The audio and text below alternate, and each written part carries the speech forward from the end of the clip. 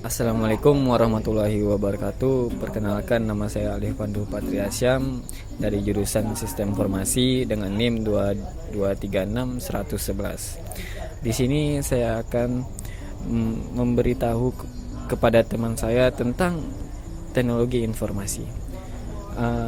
Apakah kamu tahu tentang teknologi informasi? Teknologi informasi itu seperti dunia komputer ya. Ya, itu juga termasuk dengan teknologi informasi ya, kawan-kawan. Sebagai penjelasan lebih lanjut, teknologi informasi itu ya mencakup teknologi komunikasi juga untuk mengolah data, menyimpan data, dan menyebarkan informasi melalui jalur komunikasi yang cepat. Di dalam teknologi informasi juga terdapat data dan informasi. Data ialah suatu hal yang belum memiliki makna untuk penerimanya. Bisa berupa kata-kata, lambang, kalimat, dan yang lain. Data di sini masih membutuhkan proses lanjutan agar menjadi informasi yang bermanfaat. Nah, informasi ialah hasil pemrosesan data dari sebuah model skema fakta. Sederhananya, informasi adalah suatu peralihan bentuk dari data yang mempunyai nilai tertentu dan dapat dipakai untuk menambahkan pengetahuan bagi yang menerimanya. Nah, pada zaman sekarang kita ketahui ada salah satu teknologi informasi yang paling modern yang kita ketahui, yaitu komputer. Nah, kamu tahu nggak siapa penemu komputer? Kurang tahu sih. Siapa ya? Penemu komputer yaitu Charles Babbage. Penemuannya berbentuk mesin penghitung atau kalkulator otomatis pertama pada tahun 1820-an. Charles Babbage selanjutnya dikenal sebagai penemu komputer dan mendapat julukan sebagai Bapak Komputer. Dalam komputer juga terdapat klasifikasi komputer, yaitu komputer berdasarkan data yang diolah. Terdapat 3, yaitu komputer analog. Komputer analog biasanya dipakai untuk mengolah data yang karakternya bertahap. Bukan data yang berwujud angka, tapi berbentuk fisik seperti arus listrik, suhu, kecepatan, tekanan, dan lain-lain. Sebagai contoh, komputer penghitung saluran BBM di SPBU. 2. Digital komputer. Biasanya digunakan untuk data yang berbentuk angka ataupun huruf. Dan 3. Komputer hybrid. Komputer hybrid merupakan kombinasi komputer analog dan digital. Dan ada juga klasifikasi komputer menurut penggunanya, yaitu 1. Special purpose komputer, yaitu komputer yang memang dirancang khusus untuk menyelesaikan masalah yang khusus. 2. General purpose komputer, komputer yang secara umum dirancang untuk menyelesaikan berbagai macam masalah. Komputer berdasarkan ukurannya. 1. Mikrokomputer. 2. Mini komputer. 3. Medium komputer. 4. Large komputer. Dan 5. Superkomputer. Dalam hal ini juga terdapat manfaat komputer. Salah satu kemampuan komputer yang paling menonjol adalah dapat melakukan operasi komputasi besar maupun kecil dengan sangat cepat, ditambah dengan ketahanan proses komputasi yang baik dan memiliki memori yang besar untuk memori pemrosesan maupun memori data. Dalam komputer juga terdapat 3 komponen sistem komputer, yaitu hardware, software, dan brainware. Masing-masing dari ketiga komponen tersebut mempunyai peran yang berbeda-beda dan membentuk satu kesatuan dalam sistem komputer.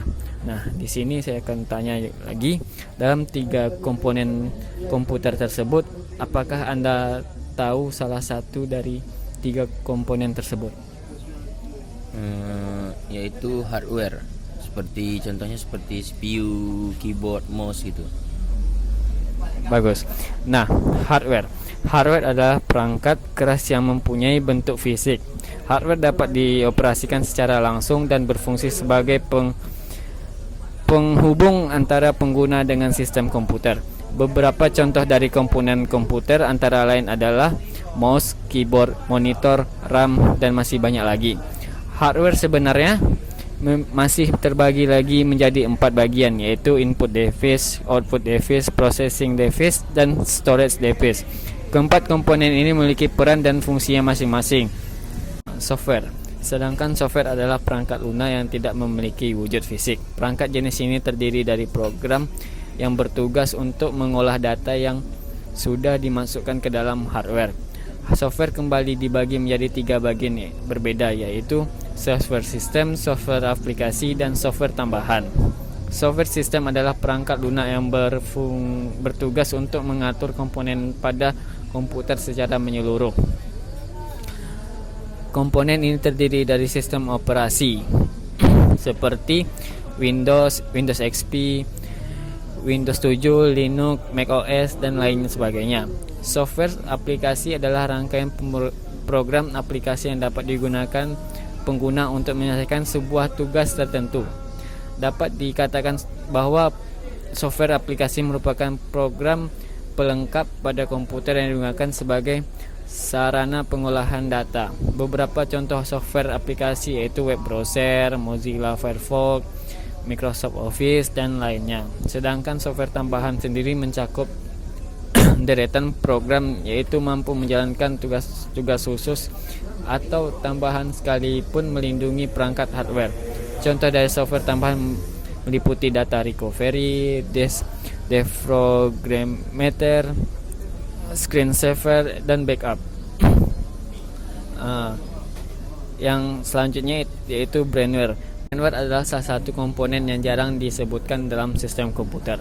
Tapi bukan berarti komponen ini tidak penting. Kehadirannya komponen ini tidak bisa lepas dari kesatuan sistem komputer. Berbeda dari hardware dan software, brainware merupakan sebuah faktor yang berasal dari perangkat komputer. Dalam hal ini, istilah brainware merujuk pada pengguna komputer, sebab penggunalah yang bisa melakukan sesuatu untuk menjalankan dan mengoperasikan komputer.